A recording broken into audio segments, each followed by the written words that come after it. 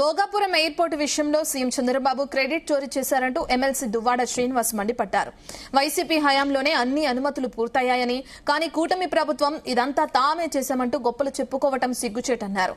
YS Jagan సీఎంగా ఉన్నప్పుడే భూసేకరణ, R&R ప్యాకేజ్, ఎన్సీసీలు, అలాగే సైట్ క్లియరెన్స్, ఇంటర్నల్ రోడ్స్ కు అనుమతులు ఇచ్చామని కూడా గుర్తు చేశారు. ఆయన వైసీపీ అధికారంలో ఉంటే ఇంకా ముందే భోగాపురం ఎయిర్పోర్టు ప్రారంభమయ్యేదని తెలిపారు.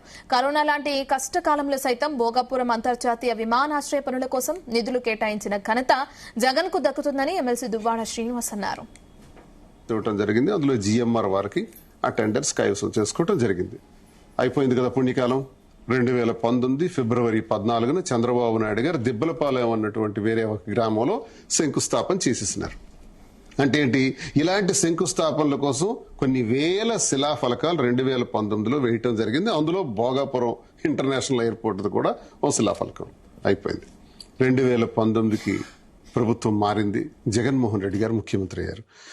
అప్పటికి జగన్మోహన్ రెడ్డి గారి ఉద్దేశం ఏంటంటే విశాఖపట్నంలోనే పోర్టు కొనసాగిస్తే సరిపోతుంది కదా ఇంటర్నేషనల్ ఎయిర్పోర్ట్ అన్నది ఆయన భావనలో ఉండేది.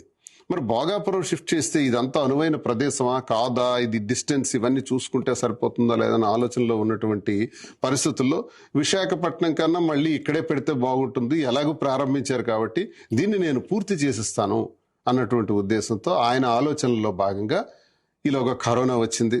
ఒక 2.5 ఏళ్లు అతలాకుతలం చేసింది రాష్ట్రాన్ని, దేశాన్ని, ప్రపంచాన్ని కూడా. ఈ పరిస్థితుల్లో కూడా ఎక్కడా తగ్గకుండా వారి ప్రయత్నాలన్నీ చేయటం జరిగింది. ఏదైతే GMR కంపెనీకి ఇచ్చినటువంటి టెండర్స్ ఉన్నాయో అదే కొనసాగిస్తూ ఆ ప్రాంతంలో జగన్మోహన్ రెడ్డి గారి ప్రభుత్వం వచ్చిన తర్వాత ఫస్ట్ వెంటనే ల్యాండ్ ఎక్విజిషన్, R&R ప్యాకేజెస్, NOCలు ఇవ్వటం, సైట్ క్లియరెన్స్ ఇవ్వటం, భద్రతా అనుమతులు కూడా ఇవ్వటం, విద్యుత్ గాని, ఇంటర్నల్ రోడ్స్ గాని, నీరు గాని, అలాగే ఏరోనాటికల్ సర్వీసెస్ ఇవన్నీ కూడా ముఖ్యంగా ఆర్థిక పరమైనటువంటి సమీకరణలు చేయటం.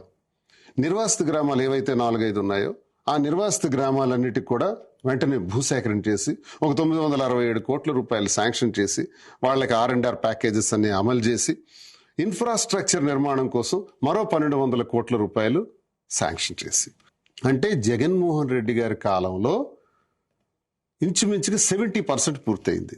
ఎందుకు ఇంత ఫాస్ట్ గా పూర్తయింది? ఎందుకు చంద్రబాబు నాయుడు గారి కాలంలో పూర్తి కాలేదు?